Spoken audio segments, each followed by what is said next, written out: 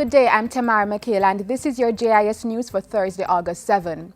As Jamaica celebrated its 52nd year of independence on Wednesday, the nation's leaders called on citizens to take personal responsibility for creating the Jamaica they desired. In his message, Governor General Sir Patrick Allen spoke of the resilience and the indomitable spirit of the people, insisting that there was nothing wrong with Jamaica that could not be fixed by what was right with Jamaica. I encourage all of you to look beyond our present difficulties and work for the prize of which we dream. Jamaica, the place of choice in which to live, work, raise our families, and do business. We can achieve that goal. Prime Minister Portia Simpson Miller, meanwhile, zeroed in on the 2014 festival theme, This is Jamaica, My Jamaica. It is only when we truly internalize the view that this is Jamaica, my Jamaica, that we can give our all to this rock. We have to unite for a common purpose. We must have a sense that we are indeed stakeholders. We have to take responsibility and be accountable for our actions. This is true sovereignty and independence. A similar message was shared by the leader of the opposition, Andrew Holness, who asserted that regardless of the constraints of the global order of things, Jamaica had opportunities and prospects which could be used to spur growth and development. The youth of Jamaica must become more vocal and active in defining the future that they would want to see for themselves. The post-independent leaders must emerge and take charge of piloting the future and rekindling the hope and optimism of Jamaica. 2 days of state mourning began Thursday morning for the late former Governor General Sir Howard Cook. The designated period of state mourning will run through to the end of the interment ceremony for Sir Howard on Friday, August 8 at National Heroes Park. During the period, the national flag is to be flown at half-mast at all government offices and national buildings from 8 a.m. until sundown. Also, no public, social or official events or functions should be held. The state funeral for Sir Howard will be held at the Cathedral of the Most Holy Trinity on George Headley Drive in Kingston beginning at 10 Friday morning. State funerals are accorded governors general, prime ministers and national heroes.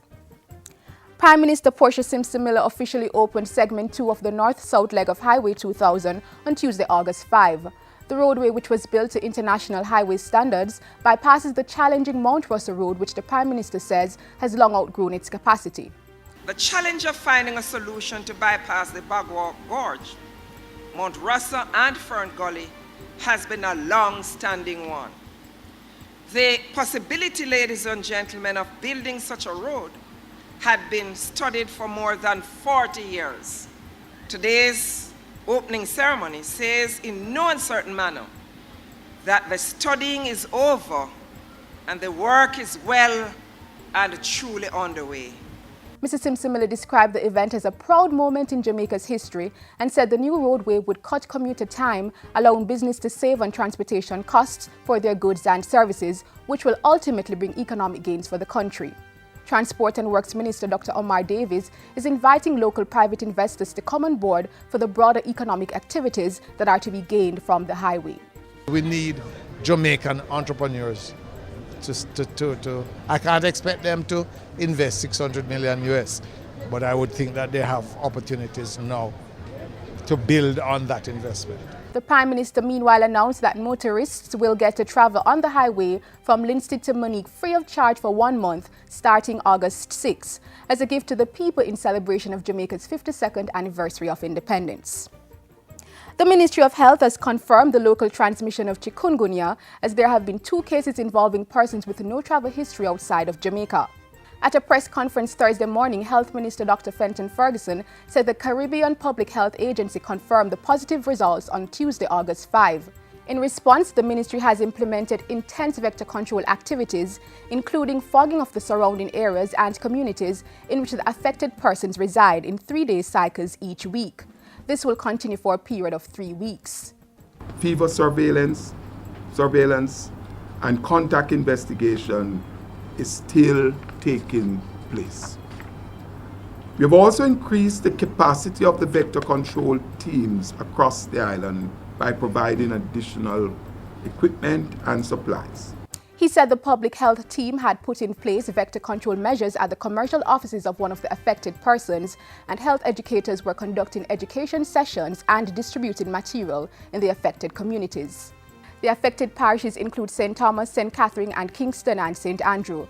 The public is reminded that the best defense against chikungunya is to protect themselves from mosquito bites, and persons are urged to immediately visit their doctor or the nearest health center if they experience symptoms. And finally, the Agriculture Ministry has started the tagging of animals as a means to prevent predial larceny or catch the culprits. The first tagging took place on August 3 at Denby, kicking off the National Animal Identification and Traceability System. We are now ready to roll out the island-wide tagging program beginning at Minard and Orange Hall Estates in St. Anne in September. The animal tagging and traceability system is also an integral component of the ongoing animal health and food safety management program. Through these various initiatives, the tagging and traceability system, the food safety modernization program, and our lab accreditation program, we continue to modernize the agricultural sector and to align it with international standards. The tagging will go hand in hand with the issuing of an animal passport that will contain critical DNA and other information relating to each animal. The passport will be mandatory for the movement of the animals. And that's it for JIS News today. I'm Tamara McHale. Thank you for watching.